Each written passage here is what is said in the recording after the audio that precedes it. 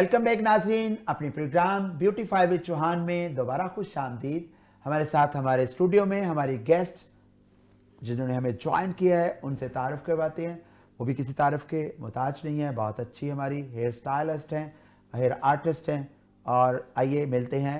हमारे साथ कौन गेस्ट हैं? हमारी हैं अरूसा महबूब। अस्सलाम वालेकुम जी। अस्सलाम वालेकुम जी। कैसी हैं आप? अल्लाह का खुश आमदीद कहते हैं हम आपको अपने प्रोग्राम में। जी, और हमारा प्रोग्राम जो कि आप देख रही हैं ये हुनरमंद पाकिस्तान के लिए है। जो पाकिस्तान के अंदर जितने हुनरमंद लोग हैं हम उनको दुनिया को दिखाते हैं कि पाकिस्तान के अंदर कैसे लोग हैं जो काम करते हैं और कैसे अपना नाम बनाते हैं और कितनी मेहनत करते हैं। तो आप कब से हैं हम इस फील्ड के अंदर, ज़रा बताएं नाज़रीन को। मुझे तकरीबन 12-13 साल हो रहे हैं इसमें। 12-13 साल हो गए। किस काम में ज़्यादा आप लोगों में स्पेशल मानी जाती हैं? हेयर के अंदर मानी जाती हैं, स्किन के अंदर, मेकअप के अंदर, किस हेयर के अंदर ज़्यादा? हेयर के अंदर ज़्यादा काम करती हैं। हेयर कलरिस्ट हैं, हेयर केमिकलिस्ट हैं, कटिंग्स वगैरह होती हैं और कलरिंग भी है। इसके अलावा और भी जो हेयर के काम ज़्यादा हेयर के काम लोग ज़्यादा पसंद करते हैं। जी जी। आप क्या कहेंगे नाया कि हेयर के काम में ज़्यादा पैसा है या मेकअप के काम में ज़्यादा पैसा? हेयर का काम तो फिर 4 सीजन है ना। सॉरी, हेयर के काम में ज़्यादा है। मैं समझता हूँ कि हेयर का काम जो है वो इतना शानदार और इतना अच्छा है कि उसका क्लाइंट्स आपका बिग क्लाइंट्स बन जाता है मेरे ख्याल के मुताबिक। इसमें हमारी एक चेन बनती जाती है, हमने 12 महीने कमाना होता है। हाँ, और मेकअप में तो सीजनल काम होते हैं, सीजन ज्यादा होते हैं। तो क्या कहेंगी, जरा नाज़रीन को बताएं कि आज कल में ट्रेंड क्या चल रहा है कि जैसे शादियों का सीजन है और ब्राइड क्या लुक चाहती है कलर्स की, जरा थोड़ा नाज़रीन को बताएं। जो ब्राइड्स हैं हमारी, जिनको तो अपने hair styling open hair styling करनी होती है वो फिर बालियाज ओम्ब्रे को प्रेफर करती हैं, और जिन्होंने वो बनाने होते हैं तो वो फिर हाईलाइट्स वगैरह, लो लाइट्स, बेबी लाइट्स में जाती हैं।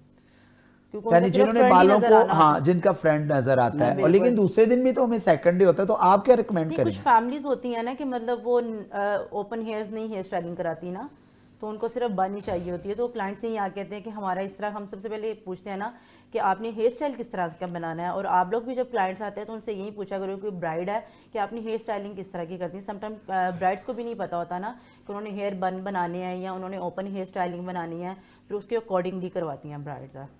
लेकिन शादी के बाद तो फिर उसने दावतों में जाना होता है, तो फिर तो बाल खुले छोड़ने होते हैं, करवाना स्टाइलिंग चलती है। हाँ, हेयर स्टाइल उसमें ये जो होता है कि अगर आप करवा रही हैं, हाईलाइट्स वगैरह करा रही हैं, वो तो आपके ऑल ओवर बालों में, ऑल ओवर बालों पे है। वो तो आप क्या कहती हैं रुसा जी के बालों के अंदर हमें जब काम करते हैं तो किन किन चीज़ों को मद्देनजर रखना पड़ता है ताकि नाज़रीन को अपना जो एक्सपीरियंस है वो शेयर करें ताकि लोगों को पता चले? बालों के लिए जब आप काम करवाते हो तो मतलब बाल डिपेंड करता है ना, आप कलर करवा रहे हो उसमें या उसमें क्या आपने काम करवाना है। ठीक है ना। एक तो कलर की सिलेक्शन अच्छी होनी चाहिए आपकी। आजकल बहुत सारे कलर हैं मार्केट्स में, आपको उनको देखना पड़ता है कि आपके बालों के साथ कौन सा कलर जाएगा, कौन सा सूट करेगा आपके बालों पे, आपके बाल उतरेंगे तो नहीं उससे ज़्यादा, और मतलब बहुत सी चीज़ें हैं इसमें। तो इसके अलावा बालों पे आप कोई ट्रीटमेंट ले रहे हो, उसके लिए भी आपको देखना पड़ेगा आया वो ट्रीटमेंट आपके बालों को सूट करेगा या नहीं करेगा। यानी बालों का टेक्सचर देखने के बाद बालों की इकसाम देखनी है कि ऑयली है तो हमें कौन सी चीज़ें लगानी है, ड्राई है तो हमें कौन सी चीज़ें लगानी है। ये ना हो कि उसके मुतल्लक चीज़ें लगा दें जो उसको और ख़राब कर दें। ये चीज़ है। हेयर कट में कौन सा आजकल ट्रेंडिंग पे चल रहा है? हेयर कट किस तरह का लोग पसंद कर रहे हैं?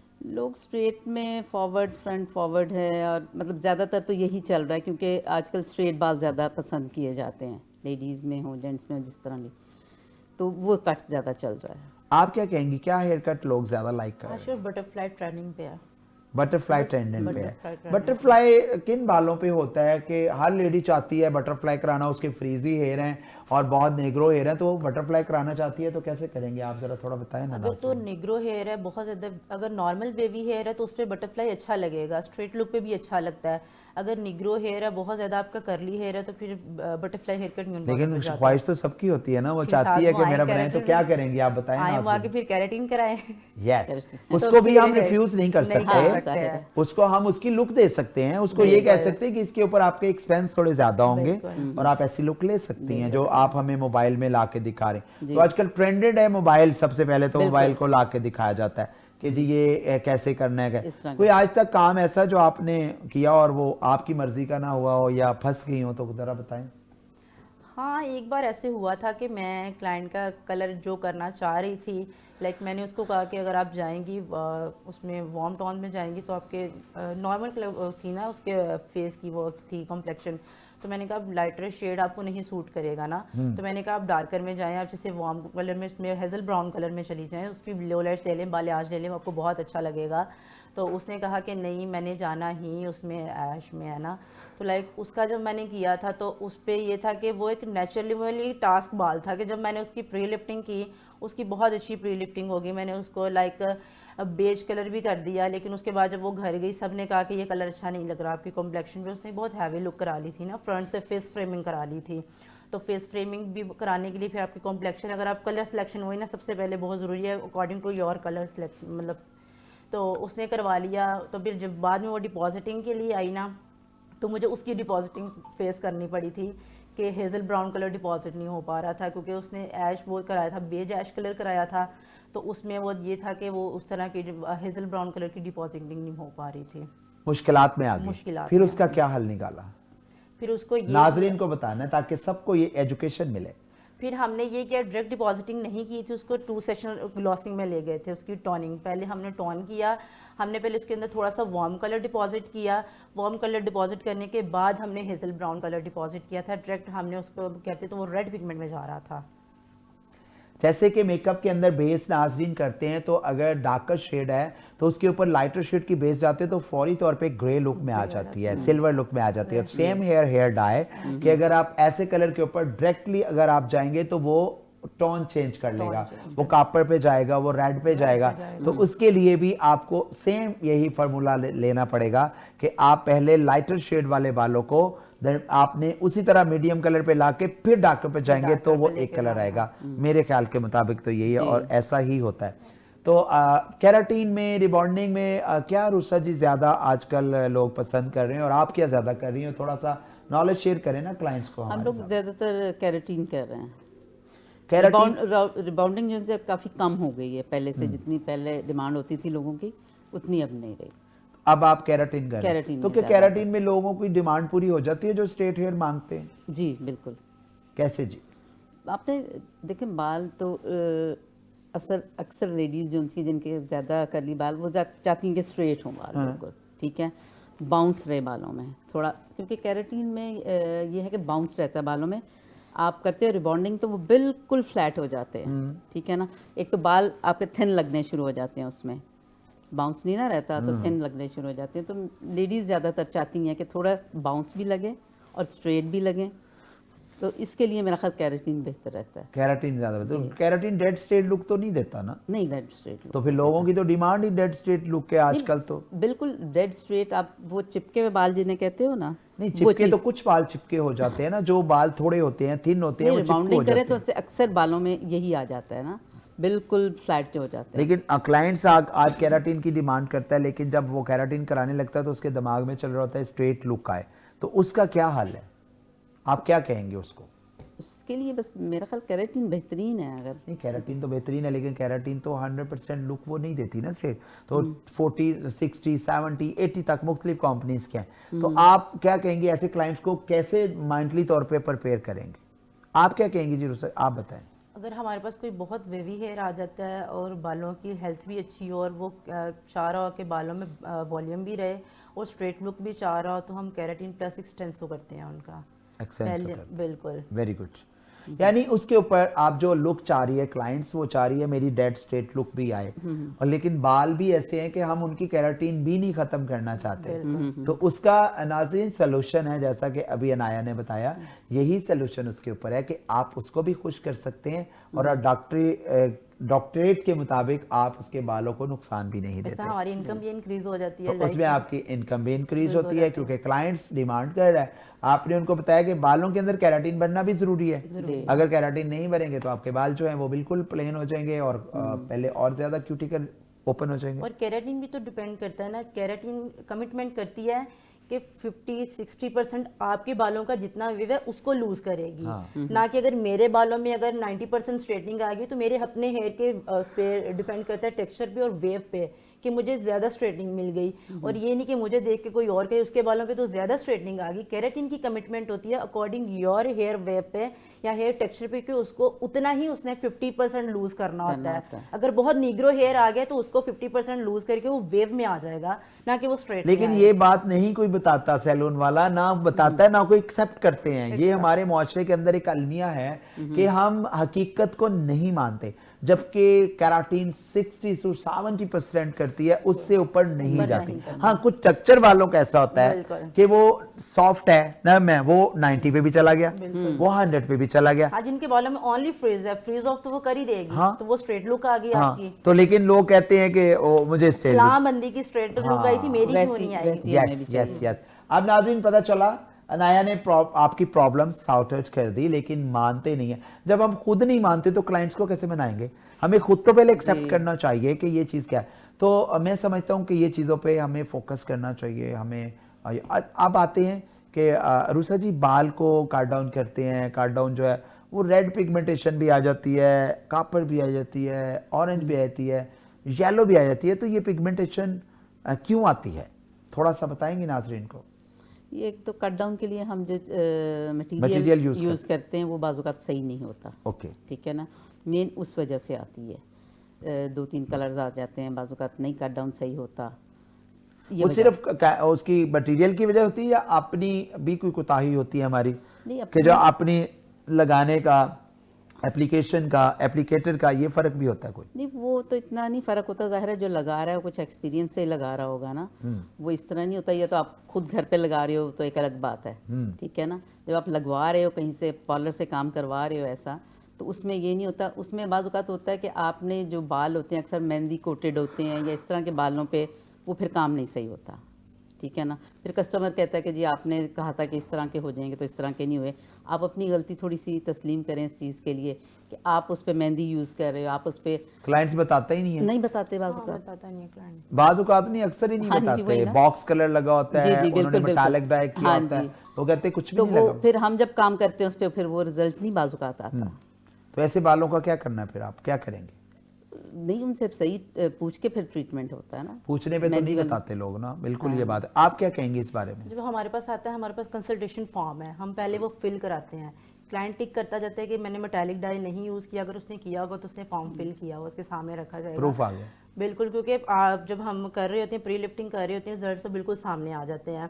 अगर कोई क्लाइंट बता दे कि हमने किया हुआ है, मैंने मेटालिक डाई इतना टाइम पहले यूज़ किया था, या मैंने हिना, आसानी हो जाएगी। बिल्कुल, इतना टाइम पहले हम सिलेक्शन ही उस तरीके से प्रोडक्ट का करते हैं। और ये होता है कि हम देख लेते हैं अगर रेड पिगमेंट आएगी तो हम क्या करते हैं, उसमें थोड़ा सा blue colour, anti colour add कर लेते हैं प्री लिफ्टिंग में। करैक्टर कलर यूज बिल्कुल, कर उसमें लिया, करैक्टर कलर डाल के उसको लिफ्टिंग अगर फिर भी करना पड़े तो हम क्लाइंट को बता देते हैं कि अगर ये मे भी अगर आप ये जो लुक चाह रही हैं वो हम ना उसको अचीव कर पाएँ तो आपके पास दूसरा ऑप्शन क्या है। देखिए कितनी खूबसूरत बात है। ये है प्रोफेशनल स्टाइल। जितने बड़े ब्रांड हैं वो इसी तरह ही करते हैं। सबसे पहले फॉर्म फिल करते हैं। फॉर्म फिल करने का मकसद ये होता है कि क्लाइंट्स की तमाम प्रॉब्लम जो है वो सामने आ जाती हैं और तमाम उनके बालों का आपके सामने हाल आ जाता है कि इन्होंने मेहंदी कितने अर्सा पहले लगाई थी, बालों पे बॉक्स कलर कब लगाया था। फिर क्या होगा कि आप जो भी कंपनी यूज कर रहे हैं, जैसे लॉरेंज है, अब लॉरेंज की रिबॉन्डिंग 2 है। अगर क्लाइंट्स का फॉर्म फिल किया हो, जिसने कहा हो कि मैंने मेहंदी लगाई हुई है, बॉक्स कलर लगाया हुआ है, तो आप कौन सी रिबॉन्डिंग करेंगे, कौन सी एक्सटेंसो करेंगे, और अगर उसके ऊपर सिंथेटिक डाई किया हुआ था या नहीं लगा हुआ था तो आप कौन सी करेंगे। सिलेक्शन में आसानी हो जाएगी जी। और इसी तरह ही बालों को रेड पिगमेंटेशन के लिए अगर आप जैसे 011 डाल लेंगे तो आप ब्लीच के अंदर ही उस मटेरियल में डाल लेंगे तो रेड पिगमेंटेशन जाते जाते खत्म कर देगा, आपको वॉश के बाद, रिंग्स के बाद नजर नहीं आएगी। तो ये बहुत जरूरी बात है। और कितनी देर बाद बालों को डाई करना चाहिए? वैसे हमारी जो कलर है, हमारी हिस्ट्री कहती है कि हमें साल में 2 दफ़ा मैक्सिमम कलर करना चाहिए। मैक्सिमम। हाँ, ग्लॉसिंग आप करा सकते हैं, टोनिंग करा सकते हैं। टोनिंग से हम कलर्स को बहुत ज़्यादा चेंज कर सकते हैं, ऐसा नहीं है। करेक्टर्स इस तरह के आजकल लोगों को यही नहीं पता टोनिंग में, ग्लॉसिंग में और कलरिंग में क्या फर्क है। थोड़ा सा ये तो बताएं जरा। आज जो ग्लॉसिंग होती है वो होता है कि हमारे बालों में करने, इवन टोन करने उसके लिए की जाती है। जब हमारे बालों में प्री लिफ्टिंग करते हैं तो हम ग्लॉसिंग करके बालों में पिगमेंट डिपॉजिट करते हैं। और जो हमारी टोनिंग होती है वो हम 1 शेड पे मोस्टली करते हैं बालों को न्यूट्रलाइज करने के लिए, कि हमारे 1 शेड बालों में भी तो हमारा कलर फेंट हो जाता है ना। जैसे हम डेली आयरन करते हैं, वॉश के बाद ब्लो ड्राई करते हैं, शैम्पू ऐसे करते हैं, क्लैरिफाइड शैम्पू है बहुत, बिल्कुल क्लैरिफाइंग शैम्पू यूज करते हैं, हम हीट प्रोटेक्टर यूज नहीं करते हैं। तो हम डायरेक्ट जब हीट देते हैं, बालों की धूप में निकलते हैं, तो हम हीट प्रोटेक्टर नहीं हमने लगाया होता है या सिरम नहीं कोई लगाया होता, तो सन की रेजिस डायरेक्टली बालों को पड़ रही होती है, हमारा कलर फेंट हो जाता है, तो उसके लिए भी हमें ग्लॉसिंग टोनिंग करवानी पड़ती है। ग्लॉसिंग टॉनिंग, आपको सबका पता चला कि ये क्या चीज़ें हैं और ये आप अपने क्लाइंट्स के माइंड में डालें। डॉक्टर बताता है कि क्या केयर करनी है, डॉक्टर बताता है कि कौन सी मेडिसिन खाएंगी तो आप ठीक होंगी। तो जब आप खुद डॉक्टर हेयर के होंगे तो आप ये चीज़ें दूसरों से भी शेयर करेंगे। जब हमें खुद ही नहीं पता और लेना भी नहीं चाहते, नॉलेज लेना भी नहीं चाहते, हमारे अंदर फुकदान है कि जिसके अंदर कोई कमी वीकनेस है वो लेना ही नहीं चाहता। वो कहता है मैं तो बहुत बड़ा हूँ, मैं तो बहुत अच्छा काम कर रहा हूँ। ऐसा नहीं है। हमें नॉलेज दिन ब दिन, जो डे बाय डे हमारे पास आती नई टेक्निक्स आती है, हमें वो फॉलो करनी चाहिए। आप क्या कहती हैं मैम रूसा कि क्या हमें वक्त के साथ साथ सीखना चाहिए या पहले का जो सीखा है उसी पे बहुत है? नहीं, बिल्कुल वक्त के साथ साथ नई टेक्निक्स आती रहती हैं, बहुत सारी। आज से 15-20 साल पहले और कुछ था, आज कुछ और है, ज़रूर सीखनी तो चाहिए। इससे हमें फ़ायदा उठाना चाहिए। बिल्कुल फ़ायदा उठाना चाहिए। तो आजकल जो इतना ट्रेंडेड क्लासेस चल रही हैं, इतनी पाकिस्तान में बड़ी बड़ी क्लासेस होती है, उसमें क्या कहती हैं आप? ऑडियंस को बताएंगी सीखने का मौके मिलते हैं या बिल्कुल सीखने के मौके मिलते हैं। वो फायदेमंद है? बिल्कुल फ़ायदेमंद ऐसी है। होनी चाहिए हाँ क्लासेस। जी, बिल्कुल।